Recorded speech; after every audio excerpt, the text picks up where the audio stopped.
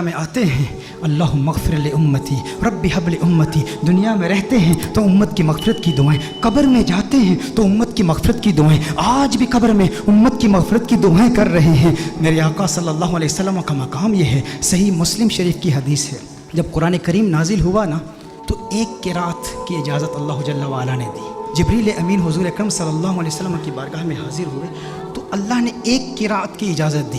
حضور اکرم صلی اللہ علیہ وسلم نے جبریل امین کو واپس بھیج دیا، جبریل واپس چلے جاؤ، اللہ کی بارگاہ میں عرض کرو کہ میری امت کے قبائل تو بہت زیادہ ہیں، اب ایک قرات کی اجازت، یہ میری امت کے لیے اس کا تلفظ آسان نہیں ہے۔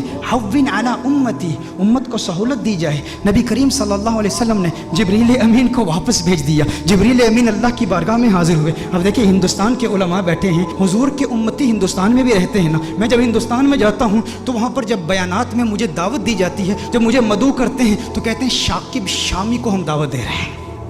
شاکب شامی کہیں گے یا ثاقب سامی کہیں گے؟ تو ہندوستان کے کچھ ایسے علاقے ہیں جہاں پر سے اور شین کو اکٹھے نہیں وہ تلفظ کر پاتے، ادا نہیں کر پاتے۔ نظام الدین اولیاء رحمہ اللہ کی بارگاہ میں گیا تو وہاں کہتے ہیں نجام الدین اولیاء۔ ہندوستان بہت بڑا ہے، میں حیدرآباد دکن میں گیا تو وہاں قرآن کی جگہ قرآن کہہ رہے ہیں، قرآن۔ تو ہر ایک کے لیے تلفظ آسان نہیں ہے، تو میں کہتا ہوں وہ تو ایک ہندوستان ہے، میرے آقا صلی اللہ علیہ وسلم کی امت تو پوری دنیا میں ہے۔ تو حضور نے اللہ کی بارگاہ میں التجا کی کہ یا اللہ میری امت کے لیے بہت مشکل ہے، ایک قرات کی اجازت دی ہے، مزید اضافہ کیا جائے۔ جبریل امین اللہ کی بارگاہ میں حاضر ہوتے ہیں، اللہ ارشاد فرماتا ہے جا جبریل واپس جا، دو قراتوں کی اجازت۔ حضور پھر عرض کرتے ہیں، ارشاد فرماتے ہیں جبریل واپس چلا جا، دو بھی کافی نہیں ہے۔ جبریل امین پھر اللہ کی بارگاہ میں حاضر ہوتے ہیں، مزید اضافہ کیجئے۔ اللہ نے ارشاد فرمایا تین قراتوں کی اجازت۔ حضور کی بارگاہ میں جبریل امین حاضر ہوتے ہیں، حضور فرماتے ہیں حوّن علی امتی، مزید سہولت دی جائے میری امت کو۔ اللہ نے ارشاد فرمایا جا میرے محبوب تیرے صدقے 7 قراتوں کی اجازت ہے۔ اللہ ناراض نہیں ہوا، اللہ نے ناراضگی کا اظہار نہیں کہ میں ارحم الراحمین ہوں، میں اپنی مخلوق کے تلفظ کو نہیں جانتا تو کون جانتا ہے؟ میرے محبوب بار بار جبریل کو واپس کیوں بھیجتا ہے؟ میں نے تو قرآن نازل کیا نا، لیکن اللہ نے ناراضگی کا اظہار نہیں کیا بلکہ اللہ جل وعلا نے پیار کا اظہار کیا۔ اب اللہ کا پیار کیا ہے، اللہ کی محبت کیا ہے کہ محبوب یہ جو 3 بار تجھے تکلیف اٹھانی پڑی نا کہ تو نے جبریل کو 3 بار بھیجا ہے میری بارگاہ میں، اس تکلیف کی وجہ سے محبوب تجھے انعام دیتا ہوں، تجھ پہ اپنی عنایات کا نزول کرتا ہوں۔ وہ انعام کیا ہے؟ تجھے ضمانت والی 3 دعائیں دیتا ہوں، 3 دعائیں۔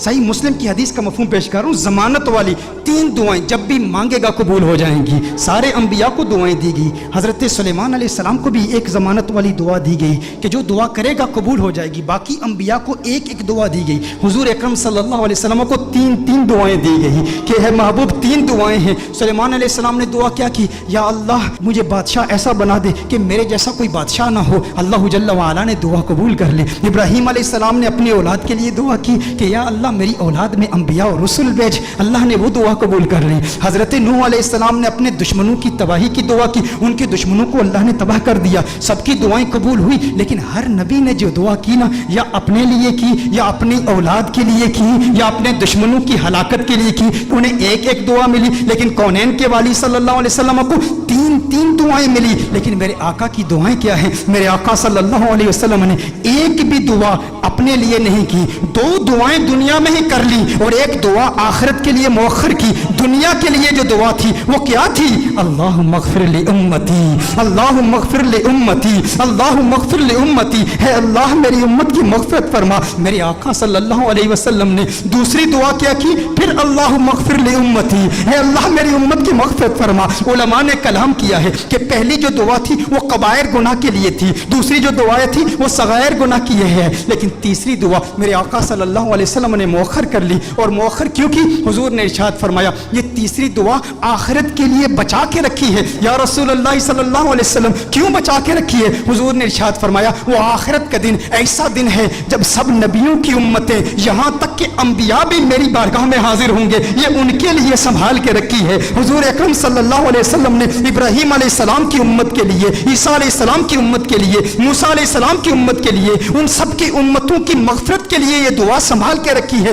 ذہن میں یہ سوال تو پیدا ہوتا ہے نا، باقی انبیاء کو بھی قیامت کی ہولناکیوں کا علم تھا نا، قیامت کی ہولناکیوں اور سختیوں اور شدت کا علم تھا نا، وہ جانتے تھے کہ مخلوق کس قدر مجبور ہو کے قیامت کے روز، انہیں بھی اپنی امت سے محبت تھی نا۔ باقی انبیاء نے آخرت کے لیے دعا کیوں نہیں بچا کر رکھی؟ ذہن میں سوال پیدا ہوتا ہے، باقی انبیاء بھی اپنی امتوں سے پیار کرتے ہیں، لیکن انہوں نے اپنی امتوں کے لیے وہ دعا بچا کر کیوں نہیں رکھی؟ ایک دعا تھی امت کے لیے بچا کر رکھتے نا۔ انبیاء کو پتا تھا، انبیاء جانتے تھے کہ اس لجپال کو لاج ہے۔ ارے ہم کیوں پریشان ہوں جس کی آمد کے تذکرے ہم کب سے کر رہے ہیں، اپنی امتوں کو بتا رہے ہیں وہ محمد عربی آ رہا ہے، وہ لجپال ہے، جہاں اپنی امتوں کو بچائے گا وہاں ہماری امتوں کو بھی بچائے گا۔ میرے آقا صلی اللہ علیہ وسلم فقط اپنی امت کے لیے نہیں آئے، وہ رحمت للعالمین ہیں، وہ عیسیٰ کے لیے بھی آئے ہیں اور عیسیٰ کی امت کے لیے بھی آئے ہیں، وہ موسیٰ کے لیے بھی آئے ہیں، موسیٰ کی امت کے لیے بھی آئے ہیں، وہ ابراہیم کے لیے بھی آئے ہیں، ابراہیم کی امت کے لیے بھی آئے ہیں، وہ نوح کے لیے بھی آئے ہیں اور نوح کی امت کے لیے بھی آئے ہیں۔ علی نبینا علیہ الصلوۃ والسلام، انہیں پریشانی نہیں تھی، وہ جانتے تھے وہ لجپال ہیں، انہوں نے پہلے ہی انتظام کر رکھا ہے، وہ سب کی شفاعت کر دیں گے، کیونکہ میرے آقا صرف اس امت کے لیے نبی نہیں، وہ سب کے لیے نبی ہیں، یہاں تک نبیوں کے لیے بھی نبی ہیں۔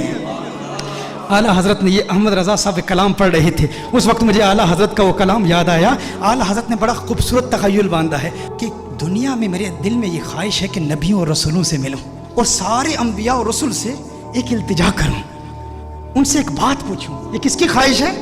اعلیٰ حضرت کی خواہش ہے کہ اس دنیا میں سارے انبیاء اور رسول سے ملاقات کروں اور ان سے ایک سوال پوچھوں۔ لیکن اس دنیا میں ممکن تو نہیں ہے احمد رضا کہ سارے انبیاء اور رسول کی بارگاہ میں تو حاضر ہو اور ان سے سوال پوچھ۔ کہا تو پھر میں قیامت کے روز پوچھ لوں گا، آخرت میں پوچھ لوں گا۔ اس وقت مخلوق بھی اپنے اپنے مقام کے اعتبار سے اور اللہ کی شان کے لائق اللہ کو دیکھے گی، تو اللہ کے سامنے اعلیٰ حضرت حضور کے سامنے انبیاء سے ایک سوال پوچھیں گے۔ وہ سوال کیا ہے؟ انبیاء سے کروں عرض کیوں مالک ہو؟ انداز دیکھیں، تیور دیکھیں، ادب کا مقام دیکھیں، حضور کا احترام بھی ہے، امتی آپ کا ہوں، لیکن انبیاء سے ایک سوال پوچھنا چاہتا ہوں، انبیاء سے کروں عرض کیوں مالک ہو؟ کیوں مالک ہو؟ انبیاء سے کروں عرض کیوں مالک ہو؟ کیوں مالک ہو؟ کیا نبی ہے تمہارا ہمارا نبی؟ یہ جو ہمارے آقا ہیں، جو ہمارے نبی ہیں، کیا تمہارے بھی یہی نبی ہیں؟ انبیاء سے کروں عرض کیوں مالک ہو؟ انبیاء سے کروں عرض کیوں مالک ہو؟ کیا نبی ہے تمہارا ہمارا نبی؟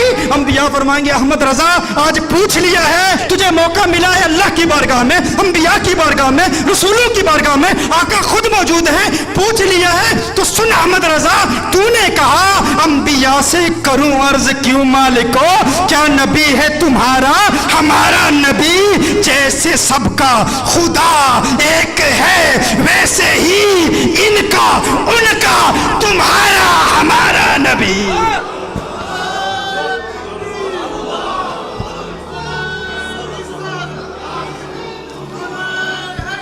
جیسے سب کا خدا ایک ہے ویسے ہی ان کا تمہارا ہمارا نبی۔ کرنوں بدلی رسولوں کی ہوتی رہی، چاند بدلی کا نکلا ہمارا نبی۔ کیا خبر کتنے تارے کھلے چپ گئے، پر نہ ڈوبے نہ ڈوبا ہمارا نبی، پر نہ ڈوبے نہ ڈوبا ہمارا نبی۔